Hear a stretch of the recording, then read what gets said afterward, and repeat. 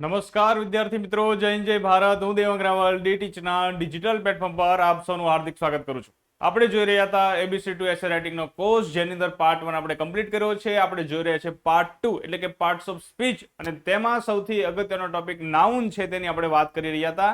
જેની અંદર આજે આપણે વાત કરવાના છે મટીરિયલ નાઉનની. તો ચાલો જોઈએ મટીરિયલ નાઉનનો મતલબ શું થશે. તો સૌથી પહેલાનો અર્થ સમજો. અર્થનો મતલબ થશે સામગ્રી સંજ્ઞા. આ સંજ્ઞાનો મતલબ થાય નામ. શું થાય? નામ. કોઈ પણ સામગ્રીનું નામ હોય, કોઈ પણ સામગ્રી હોય, એ સામગ્રીનું જે નામ છે એને આપણે મટીરિયલ નાઉન કહેશું. આ ઉપરાંત દ્રવ્યવાચક નામ. કોઈ પણ દ્રવ્ય છે એ દ્રવ્યનું જે નામ છે એને અંગ્રેજીમાં મટીરિયલ નાઉન કહેશું. આ ઉપરાંત પદાર્થવાચક નામ, કે કોઈ પણ પદાર્થ છે, કુદરતો દ્વારા મળતા ઘણા બધા પદાર્થો છે, એ પદાર્થ છે, પદાર્થના નામને આપણે શું કહેશું? મટીરિયલ નાઉન કહેશું. એટલા માટે અહીંયા કહે છે કે જે કાચા પદાર્થમાંથી બીજી વસ્તુ બની શકે તેવા કાચા પદાર્થના નામને મટીરિયલ નાઉન છે તે કહે છે. મટીરિયલનો મતલબ શું થાય? કે કોઈ વસ્તુ બનાવવી છે, એ વસ્તુ બનાવવા માટે આપણે જે કાચા માલનો ઉપયોગ કરીએ છીએ, કાચા માલને અંગ્રેજીમાં આપણે શું કહીએ? મટીરિયલ કહીએ છીએ. તો આ જે કાચું માલ છે એને, એનું જે નામ છે એને આપણે અંગ્રેજીમાં મટીરિયલ નાઉન કહેશું. ખ્યાલ આવે છે આટલી બાબતો? એક્ઝામ્પલ જોઈએ. દાખલા તરીકે વોટર તો મટીરિયલ છે, ઘણી બધી વસ્તુ બનાવવાનો ઉપયોગ થાય છે. ત્યારબાદ ગોલ્ડ મટીરિયલ છે, ગોલ્ડની તો મીઠાઈ પણ તમે સાંભળી હશે, મટીરિયલ છે. ત્યારબાદ કોટન એટલે કપાસ, આપણે કપડાં પહેરતા હોઈએ છીએ. તો આ બધા શું છે? મટીરિયલ છે. કોઈને કોઈ વસ્તુ બનાવવા માટેના શું છે? આ મટીરિયલ છે. એટલા માટે આ બધા નામને શું કહેવાય છે? મટીરિયલ નાઉન કહેવાય છે. ખ્યાલ આવે છે? દાખલા તરીકે તમારે બિલ્ડિંગ બનાવવી છે, તો બિલ્ડિંગ બનાવતી વખતે તમારે ઈંટની જરૂર પડશે, તમારે સિમેન્ટની જરૂર પડશે, તમારે રેતીની જરૂર પડશે, તમારે પાણીની જરૂર પડશે. તો આ બધી વસ્તુ છે, સિમેન્ટ, રેતી, પાણી, ઈંટ, આ બધાને શું કહેવાય? મટીરિયલ કહેવાય. ખ્યાલ આવે છે? શું કહેવાય? મટીરિયલ. એટલા માટે એનું જે નામ છે, નામને આપણે શું કહેશું? મટીરિયલ નાઉન કહેશું. ક્લિયર થાય છે ને? ઓકે, ચાલો આગળ જોઈએ. રાઈસ એટલે કે ચોખા, મટીરિયલ છે.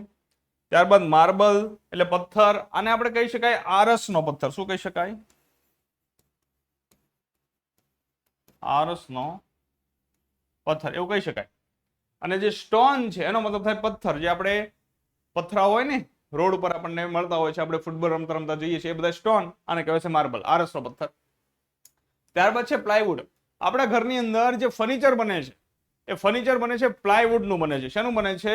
પ્લાયવુડનું. મોટા ભાગે ફર્નિચર શેના બનવા લાગ્યા છે? ત્યારે પ્લાયવુડના બનવા લાગ્યા છે. આ પ્લાયવુડ છે, મટીરિયલ છે. ત્યારબાદ છે ઘી, મટીરિયલ છે. પછી છાશ મટીરિયલ છે, દૂધ મટીરિયલ છે. ખ્યાલ આવે છે? આ બધું મટીરિયલ છે. ઓઇલ મટીરિયલ છે, બધું મટીરિયલ હોય. ત્યારબાદ છે મિલ્ક આવી ગયું, આ પણ શું છે? મટીરિયલ છે. મતલબ આ બધા જ નાઉન જે તમને દેખાય છે, નાઉન શું છે? મટીરિયલ છે. શેનું મટીરિયલ છે? કોઈને કોઈ વસ્તુ બનાવવા માટેનું મટીરિયલ છે. એટલા માટે તેમના નામને મટીરિયલ નાઉન છે તે કહેવાય છે. આ ઉપરાંત થોડા ઘણા જોઈએ અગત્યના, કે વુડ એટલે લાકડું, મટીરિયલ છે. આયર્ન એટલે લોહો, લોહને આપણે શું કહીએ છીએ? લોખંડ. કોટન એટલે કપાસ. સિલ્ક એટલે રેશમ, રેશમનું કાપડ સાંભળ્યું છે ને નામ? સિલ્ક મટીરિયલ છે. લેધર એટલે ચામડું. ગોલ્ડ એટલે સોનું. સિલ્વર એટલે ચાંદી. બ્રોન્ઝ એટલે કાંસુ. ક્લે એટલે માટી, જે ચીકણી માટી હોય ને એને શું કહેવાય? ક્લે કહેવાય. શું કહેવાય? ક્લે. ત્યારબાદ ગ્લાસ એટલે કાચ. Plastic, rubber, steel. કોપર એટલે તાંબુ. વૂલ એટલે ઊન. એલ્યુમિનિયમ. પેપર એટલે કાગળ. Cement, granite. સ્ટોન એટલે પથ્થર. ખ્યાલ આવે છે? આ બધા શું છે? મટીરિયલ છે. હવે અહીંયા તમે સમજો, ક્લે એટલે માટી, પણ આવે છે ને સેન્ડ, SND, સેન્ડ એટલે રેતી. તો આ પણ શું છે? મટીરિયલ. રેતી ખબર છે ને, ઝીણી ઝીણી કાંકરાવાળી હોય એ. અને ક્લે એટલે માટી હોય, ચીકણી માટી હોય તે. મોસ્ટ ઓફ કાળી માટી હોય તે ચીકણી હોય, જેનાથી આપણે કોઈ પણ વસ્તુ નતા બનાવતા, નાના હતા ત્યારે કોઈ રમકડા બનાવતા હતા, એ બધી ક્લે હોય. આગળ જોઈએ બ્રાસ એટલે પિત્તળ. મર્ક્યુરી એટલે પારો. કાર્બન. ત્યારબાદ એસ્ફાલ્ટ. એસ્ફાલ્ટ એટલે ડામર. તમને કોઈ પૂછે ડામર ઇંગ્લિશમાં શું કહેવાય? તો એસ્ફાલ્ટ કહેવાય. શું કહેવાય? એસ્ફાલ્ટ. એ પણ મટીરિયલ છે. ત્યારબાદ બાંબુ. બાંબુ એટલે વાંસ. કોન્ક્રીટ. કોન્ક્રીટનો મતલબ કોન્ક્રીટ થશે, આપણે કોન્ક્રીટનો ઉપયોગ કર્યો હોય. ખ્યાલ આવે? આપણી જે રકાબી આવે છે ને, રકાબી એ કોન્ક્રીટની બનેલી હોય. ખ્યાલ આવે છે? એક પ્રકારની ચીનાઈ માટી કહી શકાય. ત્યારબાદ ગ્રેફાઇટ. પેન્સિલની અંદર જે આવે છે ને, ગ્રેફાઇટ. લાઇમસ્ટોન એટલે ચૂનાનો પથ્થર. વેલ્વેટ એટલે મખમલ. ચારકોલ એટલે કોલસો, કોયલો અથવા કોલસો. કોલસો છે ને ચારકોલ કહેવાય. ત્યારબાદ હેમ્પ. હેમ્પ એટલે ભાંગ, ભાંગ પી ગયા હોય ને બધા. ટીન. ત્યારબાદ ટાઇટેનિયમ, યુરેનિયમ. આ બધા નાઉનને શું કહેવાય? મટીરિયલ નાઉન કહેવાય છે. બધા નાઉનને શું કહેવાય છે? મટીરિયલ નાઉન કહેવાય છે. ખ્યાલ આવે છે ને? આ ઉપરાંત તમે સમજો કે મટીરિયલ નાઉન કોને કહેવાશે, તો હવે એકદમ ટૂંકમાં ડેફિનેશન લઈ લો, કારણ કે આવો તો હજારો નામો છે. ખ્યાલ આવે છે? જો બધા નામ અહીંયા ટાઈપ કરવા જાય તો 3-4 મહિના નામ ટાઈપ કરવામાં વહી જશે, ગુજરાતી લખવામાં વહી જશે. પણ તમારે ટૂંકમાં એટલું સમજવાનું છે કે મટીરિયલ નાઉનને શું કહેવાય છે, તો ઇન શોર્ટ સમજો કે સબસ્ટેન્સ એટલે કે પદાર્થો,